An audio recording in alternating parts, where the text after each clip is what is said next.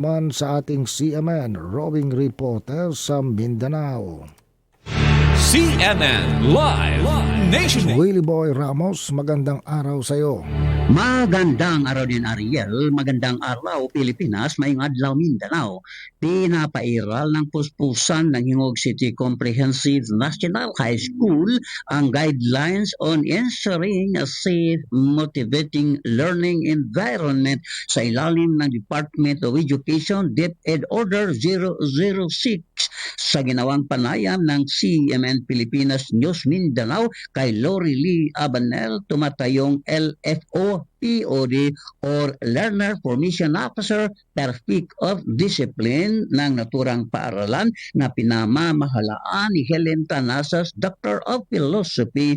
Hindi pa man nangyari ang trahedya sa San Jose National High School sa Tacloban City ay nagumpisa na ang paaralan sa pagpairal ng naturang DepEd Order 006 na ang layunin ay upang mapalakas ang learner rights and its protection policy. Tatlong mga aspito ang binanggit ni Abanel na ang una ay sikapeng mapababa ang bullying sa pamamagitan ng isang maayos na sistema ng pagtuturo at disiplina.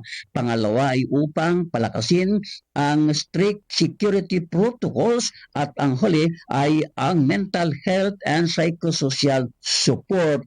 Magtatagumpay lamang ang lahat, dagdag pa ni Abanel, kung magtutulungan ang mga magulang at mga estudyante na tumulong sa paaralan sa magandang layunin nito para sa isang pangarap na umunlad ang kooperasyon at bubungan ng isang malusog na edukasyon. Sa kanyang pangwakas na mensahe, sinabi ni Abanel na anti-bullying or bullying-free ang Hingog City Comprehensive National High School na tinatayang nasa mahigit 6,000 mga estudyante, ang pinakamalaking secondary institution sa Hingog City Division. Well, Ramos, CMN Robin Reporter ng Mindanao Radyo, Kalikasan Hingog City Base, nagulat ng live para sa CMN Pilipinas.